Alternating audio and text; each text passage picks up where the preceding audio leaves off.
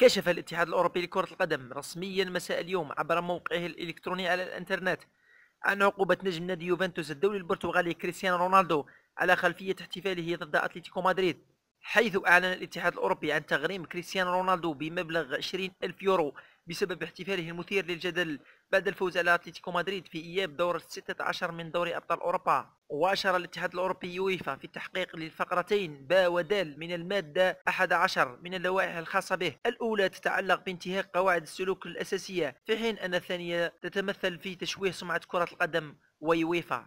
في أخبار الميركاتو، سيسعى ريال مدريد الإسباني الصيف المقبل إلى تعزيز صفوفه بعدة لاعبين جدد في عدة مراكز لتدعيم الفريق استعدادا للعودة للمنافسة على الألقاب مرة أخرى. فقد قال وكيل أعمال اللاعب ميلان شكرينيار مدافع إنتر ميلان أن ريال مدريد وبرشلونة يريدان التوقيع معه، ومن سيتمكن من إقناع إنتر سيحصل عليه في الصيف. وأضاف في حديثه حيث قال: ريال مدريد يمكنه أن يضمه. شكرينيار لاعب محترف، وهناك العديد من وكلاء الأعمال يريدون اصطحابه إلى أنديتهم. سوف نرى ما سيحدث في الصيف. ويسعى ريال مدريد إلى تعزيز دفاعه الصيف المقبل، خاصة وسط الأنباء التي تتحدث عن رغبة اللاعب رافائيل فاران في الرحيل وتغيير الأجواء الصيف المقبل.